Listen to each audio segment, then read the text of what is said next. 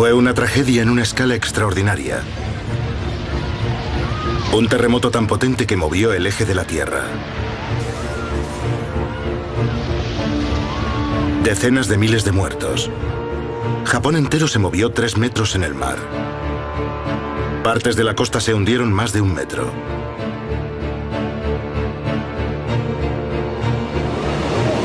¿Qué fuerzas se unieron para crear ese terrorífico desastre?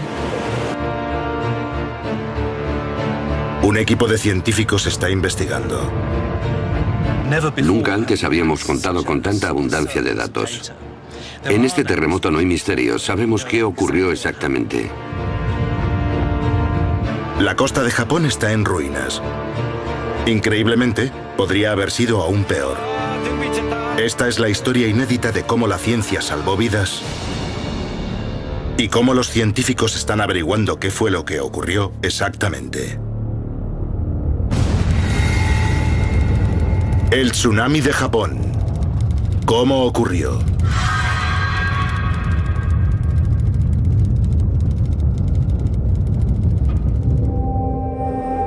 El profesor Roger Wilhelm es un experto mundial en terremotos. Está en Japón para ser testigo de las secuelas. En este momento volamos sobre la costa y gran parte de la costa se ha hundido 1 metro. La amplitud de los daños es realmente increíble. El tsunami se lo llevó todo a su paso, coches, casas, naves industriales, y los fue arrastrando tierra adentro. Una de las cosas que me gustaría ver es hasta dónde llegó, qué tipo de escombros fueron quedando al paso de esas olas gigantes. Wilhelm es el primer geólogo que lleva a cabo un reconocimiento aéreo de los daños. Todos los detalles de este desastre natural han quedado registrados en sismómetros, extensómetros y mareómetros, lo que permite analizar a los expertos qué ocurrió exactamente. Pero esto ha sido, sobre todo, una tragedia humana de una escala inimaginable. Yo quería saber desesperadamente. Por eso he venido hasta aquí. Ha destrozado gran parte de las infraestructuras de Japón, puesto de rodillas a una de las naciones más desarrolladas del mundo.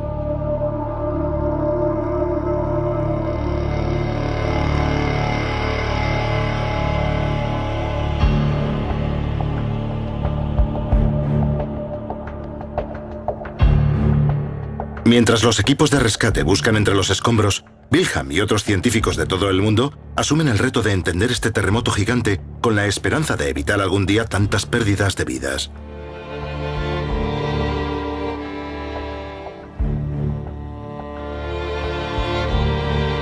El origen del desastre está situado a 100 kilómetros de la costa.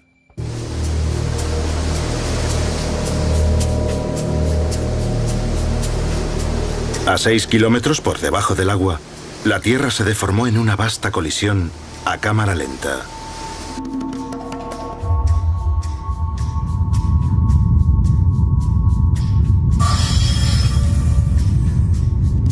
La corteza terrestre está formada por varias losas rocosas del tamaño de continentes, las placas tectónicas. Japón está situado sobre una de las líneas divisorias entre esas placas.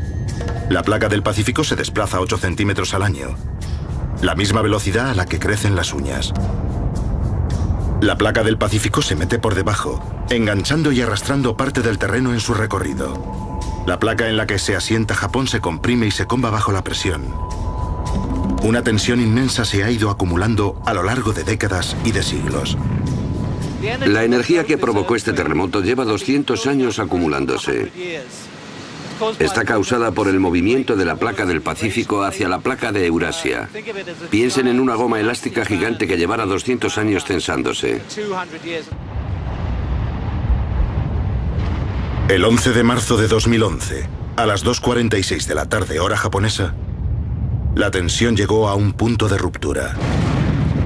La cantidad de energía liberada en un terremoto de este tamaño es enorme y hay que medirla en unidades muy grandes.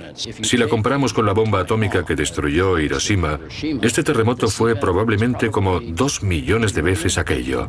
Una cantidad de energía impresionante. Eso irradió ondas de choque. Las más veloces, conocidas como las ondas P, viajaron a 6 kilómetros por segundo. El sistema de detección de Japón las captó al instante. En cuestión de segundos, antes de que nadie se diera cuenta de lo que ocurría, se iluminaron las advertencias automáticas de todo el país. Un anuncio generado por ordenador interrumpió una emisión del Parlamento japonés. Cuando el sistema de advertencia se puso en marcha, la ciudad costera de Sendai, a solo 100 kilómetros de donde terremoto, temblaba ya. Las ondas de choque llamadas ondas S, más lentas pero más destructivas, habían llegado ya. Esas ondas viajan a 3 kilómetros por segundo. Hundieron el noroeste de Japón en el caos.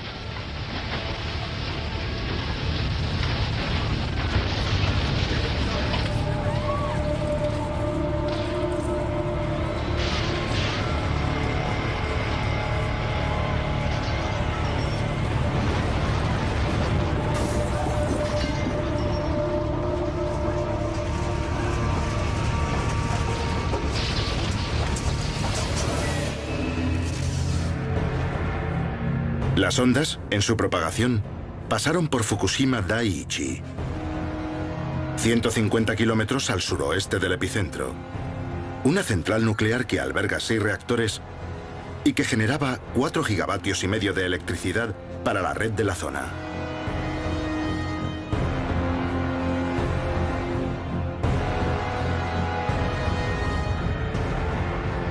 Esta grabación de un pueblo cercano a la central nos da una idea de la potencia del terremoto.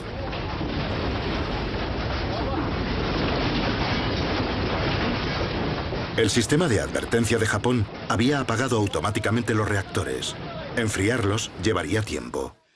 Cuando piensas en un apagado, piensas que ya no hay peligro porque está apagado. Pero el núcleo del reactor estaba todavía muy caliente. Si tenemos una bandeja en el horno y lo apagamos, el horno sigue calentando dentro, después de haberlo apagado.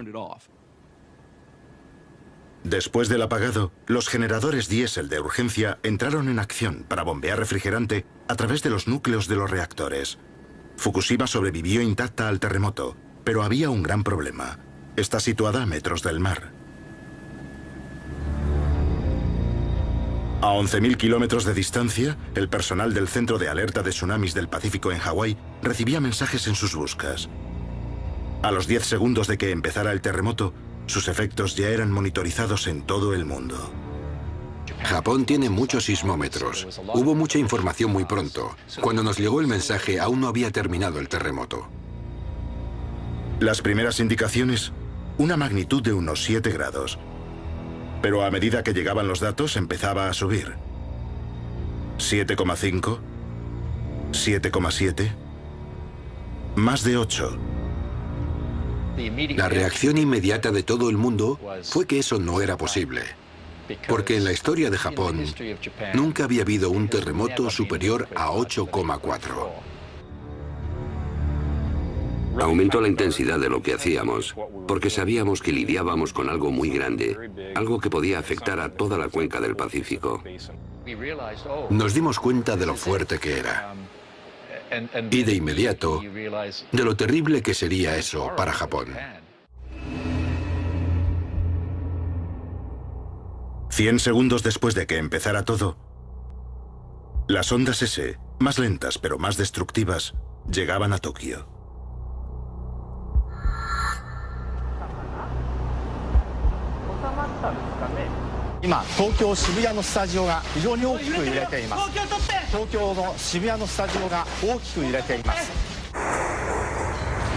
Con 60 segundos de aviso previo, Tokio estaba ya preparada.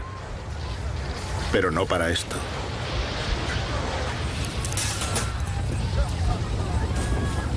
El terremoto duró nada menos que 5 minutos.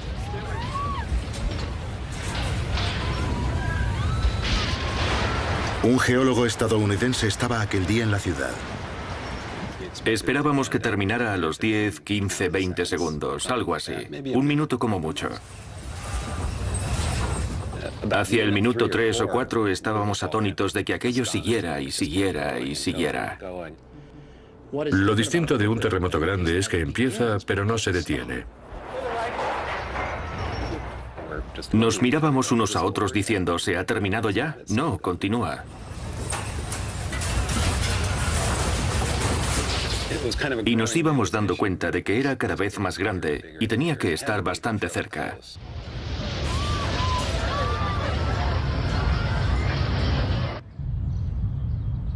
En un parque cercano, un turista estadounidense vio abrirse el suelo a sus pies. Nadie había grabado nunca eso en el momento de ocurrir. La grabación muestra una característica de los terremotos: la licuefacción. Cuando el suelo se comprime, el agua se exprime y sube hacia la superficie. Vale, ahora mismo tenemos un terremoto y esto se está moviendo. ¿Ven cómo se mueven las grietas? Esa grieta no estaba ahí.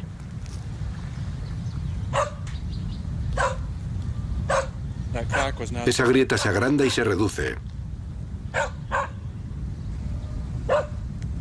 Avanza y retrocede.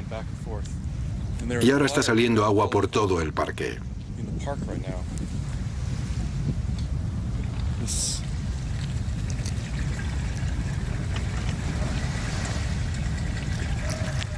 Y aquí hay una grieta enorme y todavía se mueve. Va adelante y atrás, oscilando. Me está poniendo nervioso, porque este suelo podría ceder. No sé. En los días siguientes, los científicos incrementarían la magnitud del terremoto hasta el 9. Los sistemas de aviso funcionaron y la mayoría de los edificios seguían en pie. Pero antes de que terminara el terremoto, todos en Japón sabían que faltaba lo peor. Quedaban solo minutos para que llegara un tsunami. La pregunta ahora era cuántos podrían escapar a tiempo.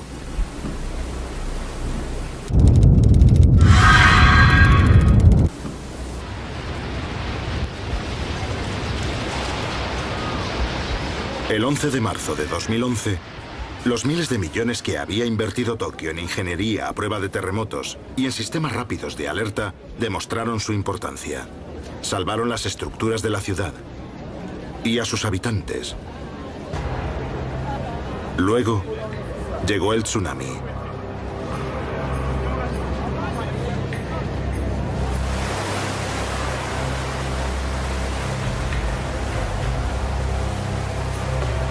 El tsunami fue desencadenado por la explosiva liberación de energía del terremoto a 100 kilómetros de la costa. ¿Qué lo causó?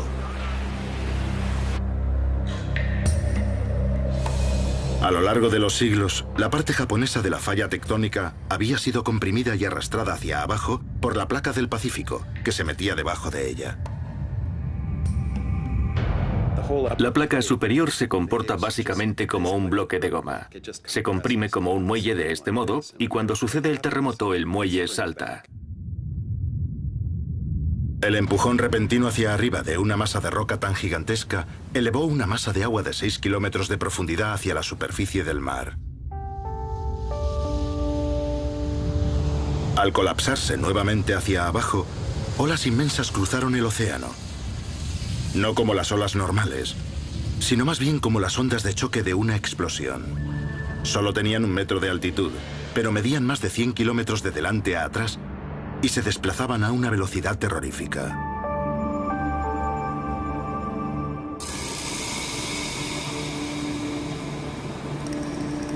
La energía elevó el suelo marino. Eso desplazó una gran cantidad de agua que, como vemos, se abrió paso hacia la Tierra, se abrió paso por todo el Pacífico.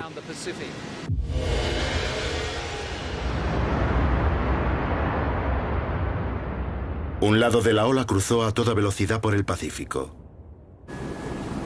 El otro lado corrió hacia la costa de Japón.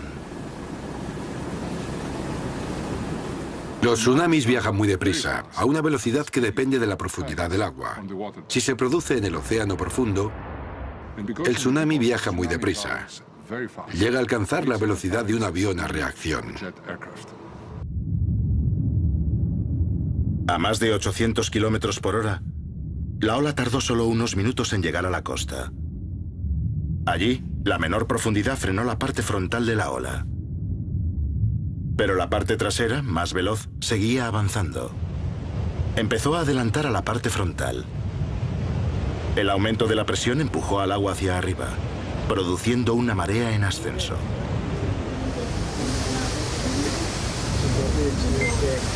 A 5 kilómetros de la costa, un barco de guardacostas consiguió esta extraordinaria grabación. El tsunami encabritándose a medida que la profundidad disminuía. Luego, cuando llegaron a la cima de la primera ola, se acercó una segunda por detrás. La marea alta se convirtió en una ola rompiente, cuya parte trasera seguía empujando, succionando el mar por delante de ella.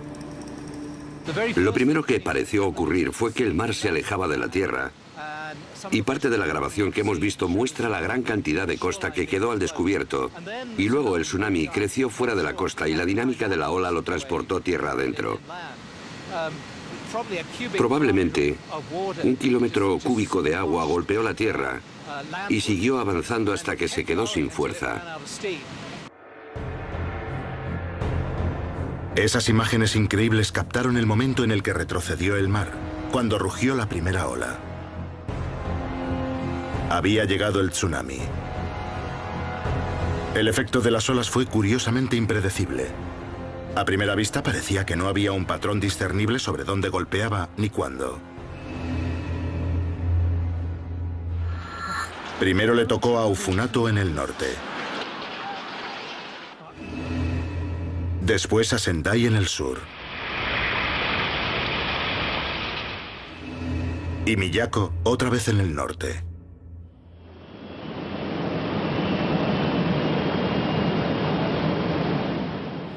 Las mediciones de las estaciones de seguimiento del tsunami a lo largo de la costa eran igualmente confusas. La altura de la ola variaba drásticamente de un pueblo a otro. ¿Por qué? La profundidad variable del lecho marino tenía parte de la culpa. Donde el agua es más profunda, el tsunami viaja más deprisa y llega antes a tierra. Otro factor son las complejidades de los acantilados, bahías y ensenadas que hay a lo largo de la costa. Depende de cómo se ve afectada la ola por la geografía o la topografía de la costa. Esto es Ofunato, el primer lugar donde golpeó la ola. El agua profunda cerca de la costa ofrecía poca resistencia a la ola. Sonaron las alertas del tsunami, pero aquí había poco tiempo para llegar a terreno más alto. El primer aviso que tuvo la gente fue el hecho de que hubo un terremoto. La gente se ha acostumbrado a que si hay un terremoto, hay una posibilidad de que lo siga un tsunami. Pero tuvieron muy poco tiempo y muy pocas oportunidades para escapar. El tsunami golpeó Ofunato solo 20 minutos después del terremoto. El agua que golpeó la costa probablemente estuvo entre 1.000 y 10.000 millones de toneladas de agua. Eso es como coger 1 millón de piscinas y vaciarlas de golpe en las zonas costeras del noreste de Japón.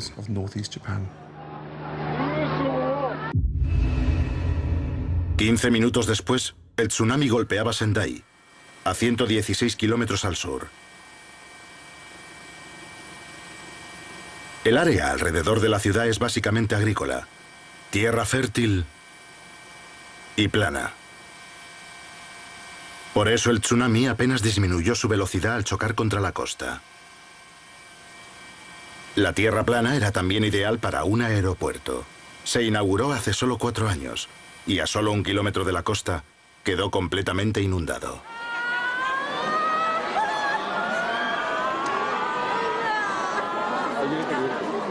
Golpeó áreas muy bajas y no habiendo nada que le impida moverse hacia el interior, pudo trasladarse 6 o 7 kilómetros tierra adentro sin encontrar impedimentos. Si no hay gran cosa que lo frene, la longitud de onda del tsunami es tan grande que no parará hasta que alcance algo, algún terreno alto, o seguirá avanzando.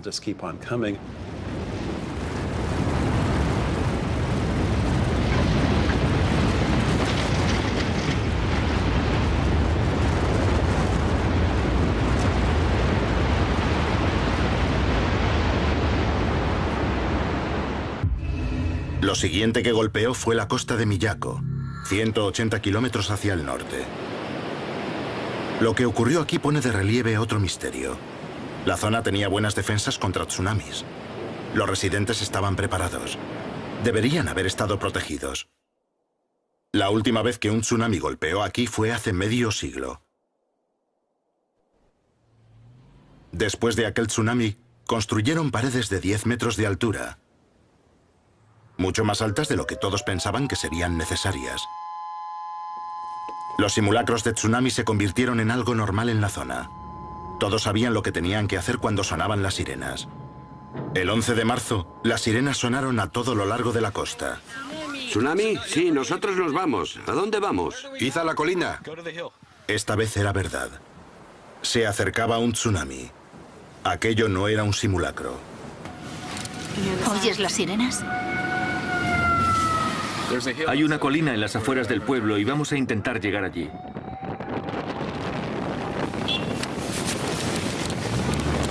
Es una medida de precaución, pero nunca se sabe. Esta ciudad tiene mucha historia de tsunamis y muchas muertes, por lo que obviamente se lo toman muy en serio. Las alertas salvaron la vida de algunos. Esta grabación recoge el momento después de que sonaran las sirenas. ¡Ahí llega!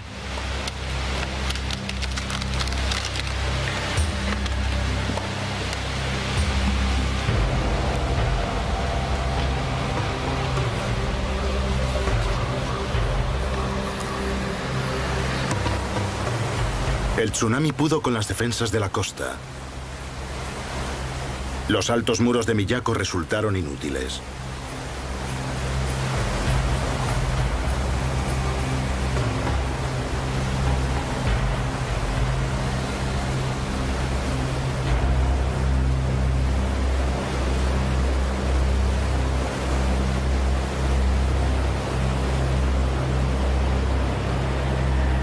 Aquí murieron muchísimas personas.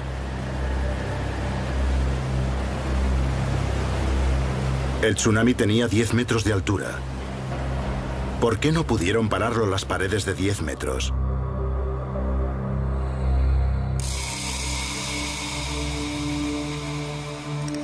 Con miles de sensores colocados a lo largo de la costa, los científicos tienen ya parte de la respuesta. El hecho de que la costa bajara implicaba que el mar tenía mucho espacio al que ir.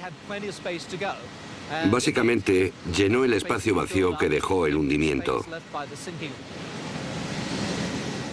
Varios pueblos han quedado completamente arruinados, sin supervivientes, y el número de víctimas muy posiblemente llegará a las decenas de miles en el recuento final. Los datos de los sensores habían revelado algo increíble. El terremoto había hecho que toda la línea de la costa se hundiera 1 metro, bajando también los muros de Miyako y haciendo que el tsunami fuese mucho peor.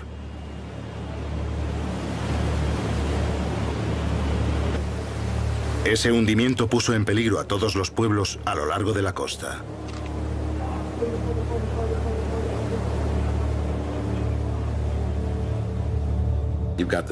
Tenemos la ola del tsunami acercándose por encima de lo que sería básicamente un vacío de 2 metros de tierra hundida. Y no hay prácticamente nada que lo pare hasta que llegue a terreno más alto. Pero también estaba en peligro la ya apagada planta nuclear de Fukushima. Había sobrevivido al terremoto y también contaba con una pared de defensa de 5,6 metros. Pero esta ahora se había hundido más de medio metro. 40 minutos después del terremoto, la ola pasó por encima de la pared e inundó los generadores diésel que enfriaban los núcleos de los reactores. Las baterías de apoyo entraron en acción para mantener las bombas en marcha. Baterías con una carga de solo 8 horas.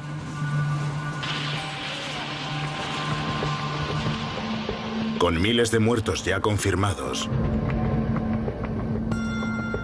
y ahora el peligro de un desastre nuclear, Japón estaba en crisis.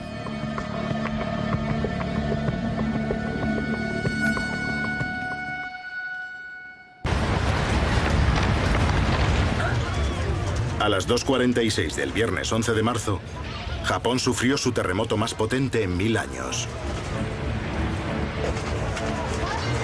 Un terremoto de magnitud 9 hizo temblar la tierra. Después, un tsunami gigante la sepultó.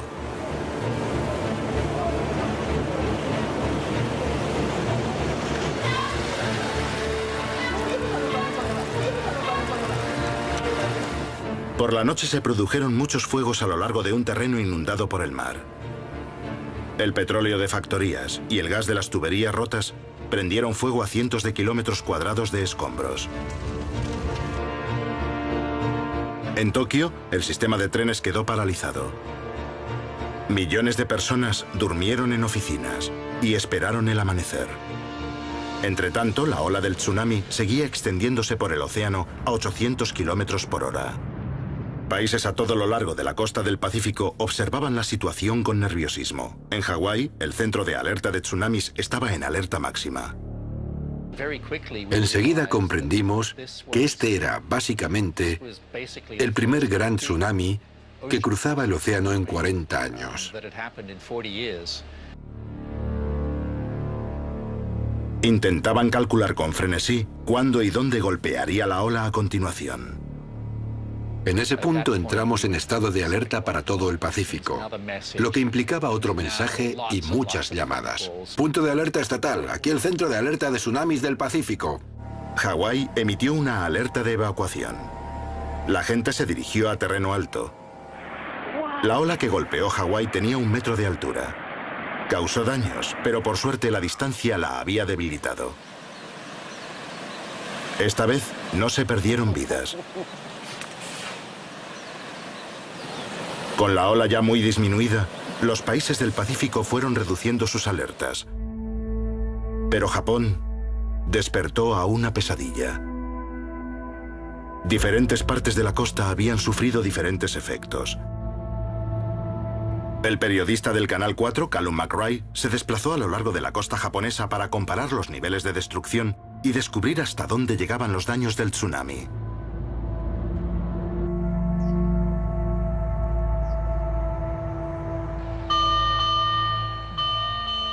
Fue el primer periodista que llegó a la aislada comunidad montañosa de Kahoku.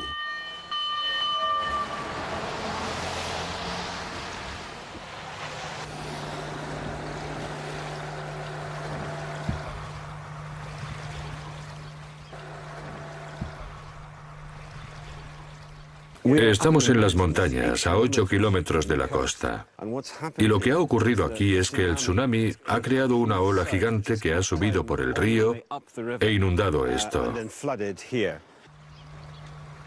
Sorprendentemente, este lago de agua marina está a más de 100 metros sobre el nivel del mar. Normalmente aquí solo hay un río pequeño, muy pequeño.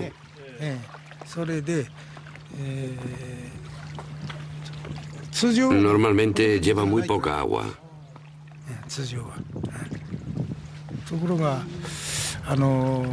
La primera ola del tsunami no nos afectó, pero con la segunda ola, el agua empezó a llegar hasta aquí. A la mañana siguiente estaba todo esto inundado.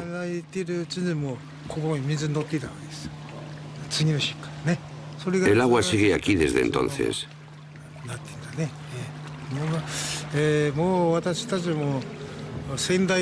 Tengo 70 años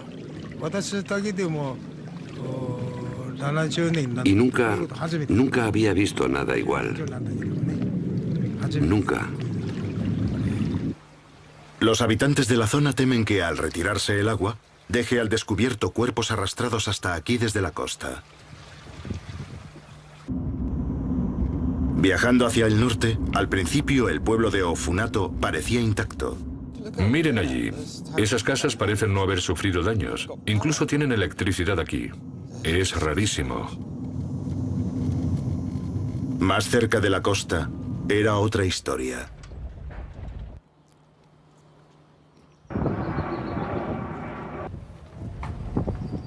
Y como si Ofunato no tuviera ya bastantes problemas, los científicos calculan que toda esta zona, esta región, se ha hundido más de 1 metro. Y en los 2 próximos días la región espera las mareas más altas del año.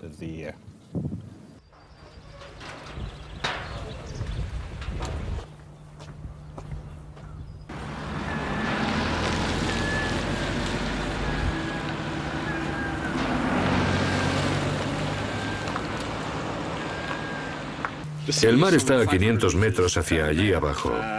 Y sin embargo, aquí tenemos esto. Es algo increíble ver esto. El tsunami ha arrastrado todo esto hasta aquí arriba. Y lo sorprendente, lo que resulta todavía más increíble, es lo que esto expresa del tamaño del tsunami.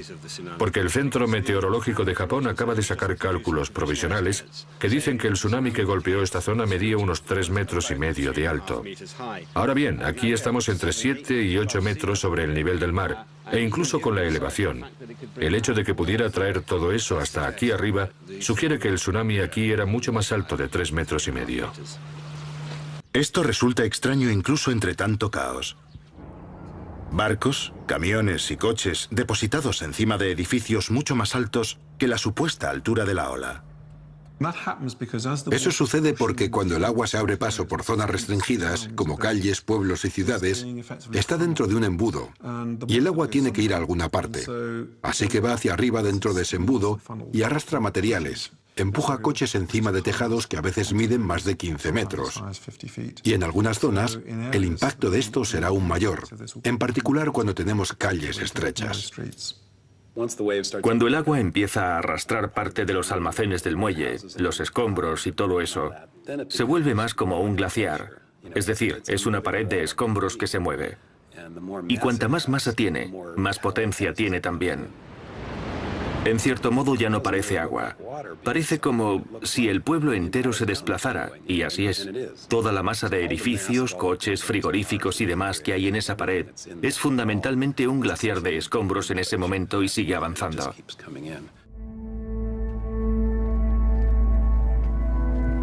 Esto es Minami Sanriku, un pueblo que fue barrido del mapa.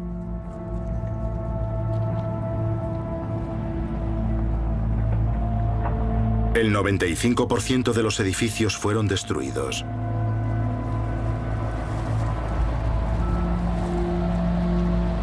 La mitad de la población, más de 10.000 personas, ha desaparecido.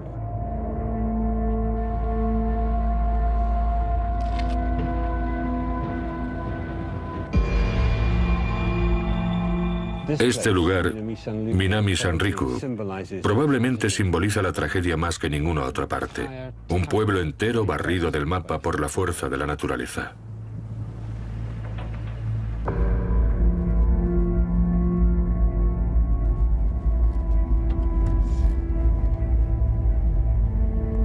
Resulta difícil imaginar lo que debe pensar alguien cuando ve eso yendo hacia él. Y al golpear la costa, empieza a arrastrar escombros, arrastra edificios, coches y cosas, y acaba siendo una masa terrorífica que atraviesa pueblos, ciudades y campos, arrasándolo todo a su paso.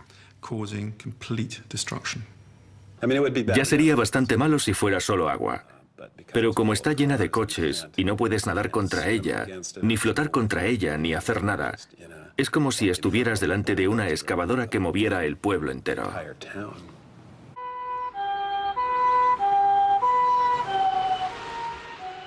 Es curioso que cuando oyes el sonido de una ambulancia, te da esperanza de que puedan haber encontrado a alguien con vida. Aunque eso debe ocurrir cada vez menos, pues cualquiera que sobreviviera y quedara atrapado, casi con seguridad, habría muerto ya de hipotermia. En el pueblo de Rikuzen, Takata, los equipos de rescate buscan supervivientes y encuentran muertos. Cuando encuentran un cuerpo, clavan un palo largo en el suelo con una bandera atada para poder recuperarlo más tarde. Es una tarea dura y triste.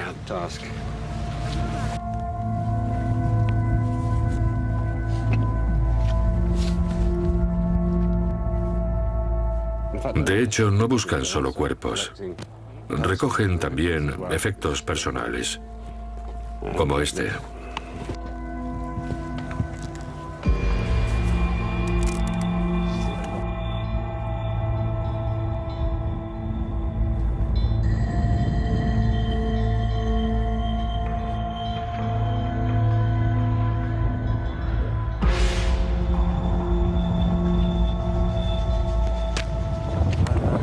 Me temo que lo que tenemos aquí ahora son más cuerpos esperando a que se los lleven.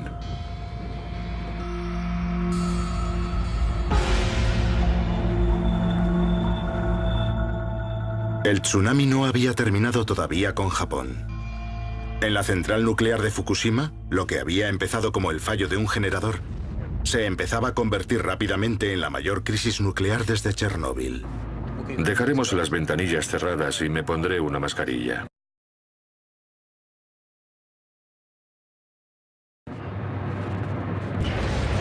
Los científicos han recopilado ya más datos del terremoto y del tsunami de Japón que de ningún otro desastre en la historia. Cuando el profesor Roger Wilhelm regresa a Tokio después de su reconocimiento aéreo, la vulnerabilidad de la ciudad resulta muy clara. Hay 30 millones de personas a menos de 2 metros sobre el nivel del mar. Y un tsunami aquí sería devastador. De pronto, un problema. Acabamos de tener un terremoto grande. ¿De verdad? Sí, así que... Acaban de decirnos desde tierra que ha habido un terremoto que ha dañado el helipuerto. Ahora están comprobando los daños. No sabemos cómo de grande ha sido el terremoto, pero obviamente ha sido una réplica. Una réplica muy grande ha golpeado Tokio, de magnitud 6,2.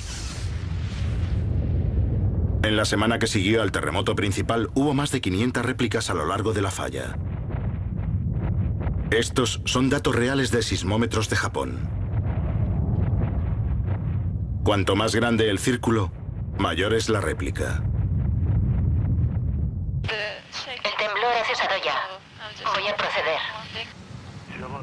Por fin, el helicóptero de Wilhelm tiene permiso para aterrizar. Los daños en Tokio resultan evidentes ya en el helipuerto. Veo la pista aquí, que debería estar oscura por todas partes. Está manchada de blanco en algunos lugares. De hecho, por esta grieta ha salido arena, y hay otra allí y otra más allí.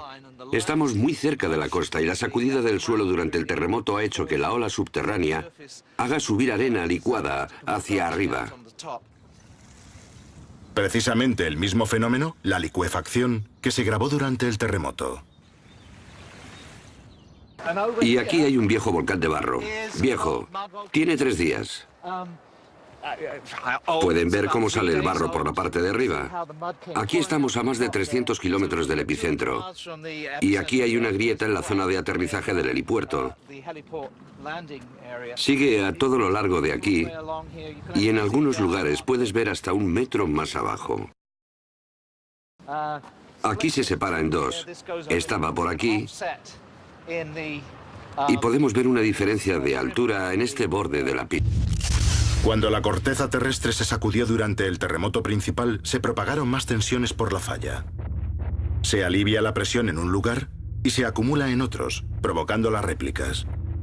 Lo que ven aquí es cómo sucedieron esas réplicas durante un periodo de 1 semana después del temblor principal.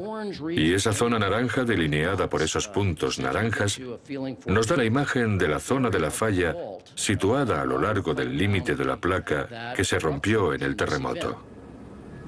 Cada una de las réplicas se cobra un precio en una población ya asustada.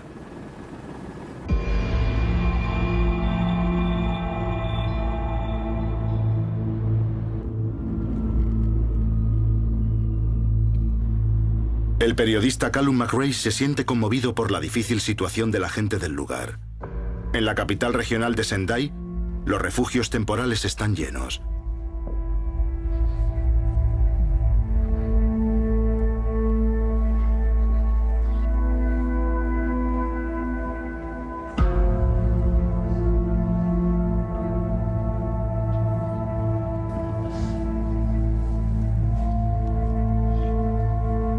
Pero en una ciudad oscurecida y asolada, parece que hay al menos una persona que intenta aferrarse a la normalidad. Estamos en Zendaya, a 300 o 400 metros de la orilla, en medio de una escena de caos apocalíptico. Hace frío, está oscuro, no hay electricidad en ninguna parte. Y sin embargo, ahí arriba, en ese bloque de pisos abandonados, hay una luz en el último piso. Un hombre, una familia quizá, intentan sobrevivir en este caos.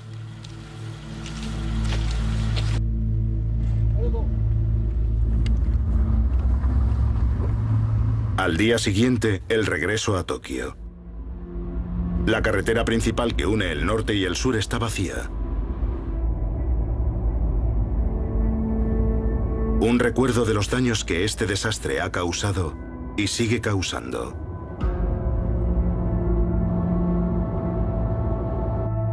Si terminara aquí, este sería ya uno de los peores accidentes nucleares de la historia y nos enfrentamos todavía a la posibilidad de que se produzca la fusión del núcleo. El sábado han detectado 2 sustancias radiactivas, tesio y yodo, cerca del reactor número 1 de la central. La central nuclear de Fukushima está a 60 kilómetros en esa dirección. Esos son unas 39 millas, creo. Y tenemos las ventanillas cerradas y vamos deprisa. ¿Quién sabe si eso es seguro? Los consejos son contradictorios. El gobierno estadounidense ha propuesto una zona de exclusión de 80 kilómetros. Y, por supuesto, estamos dentro de esa zona. Por otra parte, el gobierno japonés dice que estás bien siempre que no te acerques a menos de 30 kilómetros. ¿Cómo saberlo, pues? Nadie lo sabe. Pero seguiremos con las ventanillas cerradas y me pondré una mascarilla. La mascarilla queda bien, ¿eh? El peligro que representa la planta de Fukushima sigue sin estar claro. Entretanto, los científicos han empezado a analizar el sorprendente número de réplicas que siguen sacudiendo Japón. El temblor principal fue seguido por cientos de terremotos de magnitud 5, docenas de magnitud 6 y un puñado de magnitud 7. Cuando tienes un patrón de un terremoto seguido de otro más grande, nunca sabes si va a volver a ocurrir. El sistema de alertas de terremotos de Japón sí salvó vidas. Y el sistema de alertas de tsunamis de Hawái también salvó a miles. Cuando el tsunami cruzaba el océano, el centro de alerta no lo perdía de vista.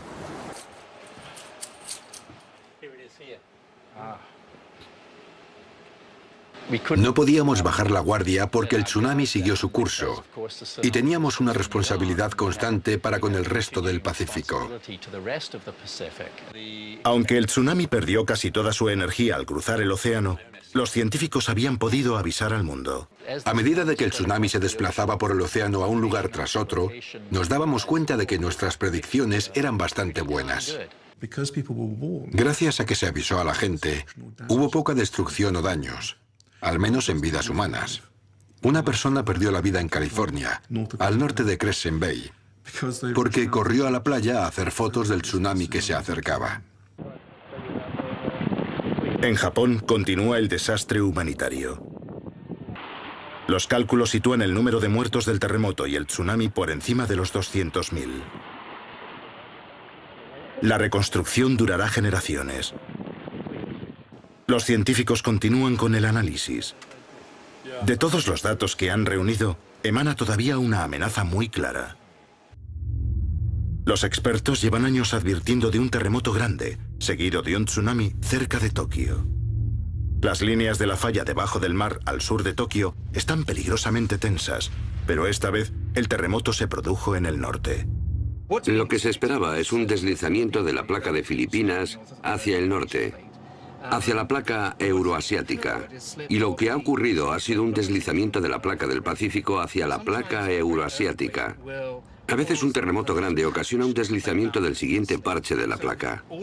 Todos los ojos están puestos en lo que ocurrirá, en cómo ha tensionado este terremoto la parte vecina del límite de la placa. Tenemos que entender que toda esta zona tiene un nivel muy alto de tensión y está preparada para ceder, y ya se esperaba que cediera en cualquier momento, y este terremoto habrá acercado más ese momento. La cuestión es hasta qué punto lo ha acercado. Cuando se produce un terremoto como este, básicamente toda la tensión que libera en la corteza terrestre se transfiere a otra parte, no desaparece. Añade carga a otras partes de la corteza. Las zonas más densamente pobladas sobrevivieron bastante indemnes. La próxima vez podría ser diferente. Una zona de gran preocupación es Tokio, la ciudad más grande del mundo. Podría haber un terremoto importante en Tokio que resultara muy dañino en esta zona tan densamente poblada. Si tuviera que elegir un lugar en el que situar una de las mayores economías industriales del planeta, yo no elegiría esa parte de la costa del Pacífico. Podría suceder ahora mismo o puede que no suceda en una década. La cuestión es si este terremoto en concreto ha sacudido tanto la región como para adelantar la fecha de ese terremoto. Es estúpido pensar que podemos parar los fenómenos naturales. Lo que tenemos que hacer es aprender a vivir con ellos y minimizar las consecuencias cuando ocurren y minimizar también el tiempo de recuperación. Es muy difícil que la ciencia nos proteja de terremotos y tsunamis. Lo que puede hacer la ciencia es ayudar a arquitectos e ingenieros a construir edificios más fuertes, diseñar edificios y ciudades más resistentes. No podemos evitar que esas cosas ocurran, no podemos impedirlo, pero sí que podemos prepararnos para ellas.